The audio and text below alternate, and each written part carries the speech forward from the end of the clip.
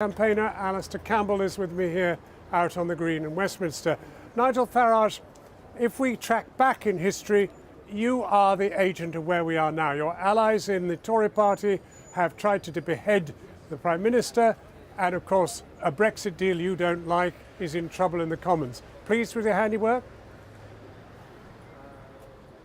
Well, it would be nice, wouldn't it, if the Prime Minister just simply kept her promises. I mean, this isn't just about the referendum, that people voted in. It's also about a general election in which she could not have been clearer. In her manifesto, we weren't just leaving the European Union, we were leaving the single market and the customs union too. She's the one that actually has betrayed voters who put their trust in her. This deal is a terrible deal. It's the worst deal in history, and ever since she agreed to the backstop, to think that we're going to go into something that we can't unilaterally get out of, I think the Eurosceptics in the Tory party had to try to get rid of her, but it's pretty clear to me they've failed. Alastair Campbell? Well, I mean, I don't agree with Nigel about much, but what I do agree with is that this is a terrible deal, and that's why she's in the mess that she's in. And don't forget that the reason for that is the combination of the Good Friday Agreement, which was delivered when you had governments, Tory and Labour, that were competent and strong and stable and knew how to negotiate, allied to the red lines that she put down, partly to appeal to people like Nigel Farage and Jacob Rees-Mogg and Boris Johnson and the rest of them. The combination of that led to the fact, the necessity from the Europeans' perspective, rightly in my view, of the backstop. Now, in there now, she probably will get through it, but the problems that have been created by this process, they are not going away, and it's why I do believe this eventually is going to go back to another referendum. You tell us, Nigel Farage, how you see Brexit getting through now, given that even the Brexit that she was suggesting to Parliament couldn't even face a vote. Well, I mean, tomorrow there's a summit in Brussels. I'll be there.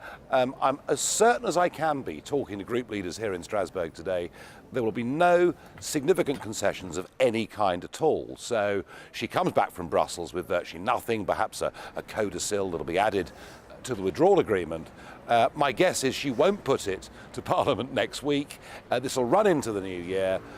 I don't see any way this deal gets through Parliament, and then we're going to face at some point, maybe towards the end of next month, a very big moment of what happens. Do we carry on, given the legislation that we've got, and just leave on March the 29th on World Trade Organization rules, which I haven't got a problem with, but I'm not convinced. I mean, particularly given that the Chancellor today called Eurosceptics extremists. So I think, and by the way, I don't want this, but I think we're headed towards a moment where we may well see a big push for Article 50 to be extended. Article 50 to be extended or conceivably remain?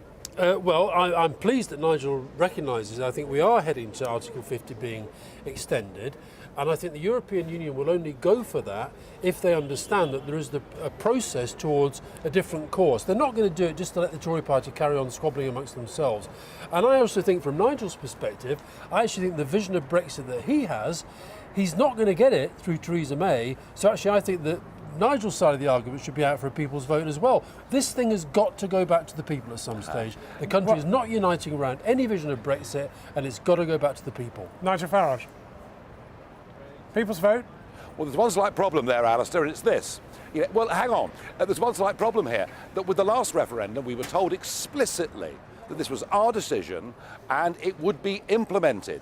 That was then backed up in a general election, 85% of people voting for parties that wanted to leave. And Alastair, the idea that we have a second referendum, why wouldn't you simply ignore that referendum the way you have the first one?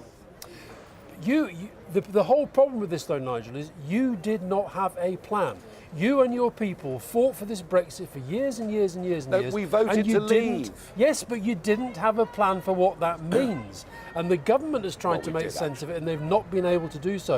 And I also think that the country's not united after the first referendum. I think if there is another one, all the people who are involved in it, people like you, all the leaders of the parties, all the leaders of the campaigns, you just have to say, whatever the outcome now, this is it, last chance, we go out there, but you have to come up with a credible, deliverable Brexit plan to put against Remain. And you haven't got one, Nigel, that's your problem.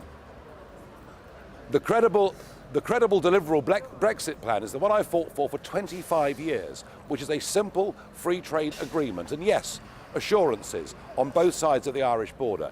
This Prime Minister didn't even try for a free trade agreement. She tried, ever since that Florence speech, to get us back, wrapped in to as much of the European Union as she possibly could. I repeat the point. This is now a matter of trust. And we have far too many people in our political, media and business classes willfully disregarding the greatest democratic exercise in the history of our nation.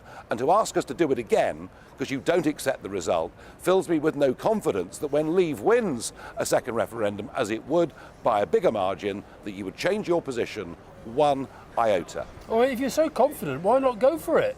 And I don't think you are confident, because I think actually you do. Because you'd ignore it. No, it's not down to me. And also, you talk about this being some kind of elite. You'd ignore it. This would be about You're not the a Democrat. people. This would be about the people saying whether the mess that you've helped create is what they want to proceed with. And they don't, Nigel, and you probably deep down you know it. We had this last time.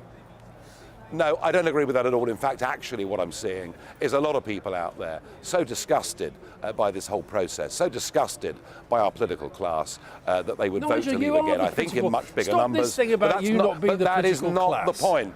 You cannot do this. You cannot do this. You cannot lie to the people on this scale. You simply don't accept the democratic will of the British people, and that of itself is a disgrace. It's 903 days since the referendum. We've had an election since then.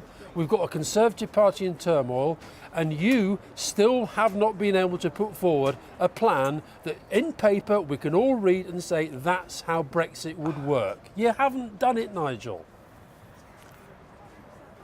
Alastair, I want us to be an independent countries. And independent countries so do I. That's make what their we own are. laws, control their own borders, choose their own friends around the world. That is what the Brexit vote was about. Us being a free, independent we haven't got any country, friends around the world.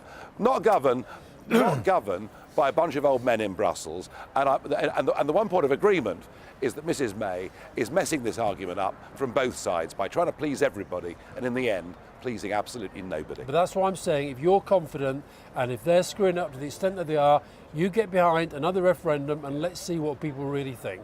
Because let's be honest, Nigel, nobody voted for this and the third one as well. And the third referendum, and the fourth referendum. You will never accept a democratic result against this set of institutions. You will never accept it. You didn't last time. Why should we believe you? Why should we believe you? Well, sorry, I thought John's opted out of this debate because I've explained to you, Nigel, the difference between the Brexit that you promised, the Brexit that Boris Johnson promised. They're all different, and now people know. Brexit is Brexit. Now people, Brexit is Brexit means nothing. Theresa May's found that. You have not explained to the country how your Brexit would actually work and how it wouldn't make people poorer and make this country weaker. And the reason for that is because you know it's that you can't. It's the Brexit, Alastair, we all agreed on. It's the Brexit you agreed on. It's the Brexit we all agreed on. It's the Brexit that it's the Brexit. It's the Brexit. Go and write a out of the draft single treaty. market, Nigel Farage, out of the European Union. Alastair Every Campbell, single major player. Nigel Farage, Alastair Campbell, thank you both. The argument lives on. Very grateful to both of you.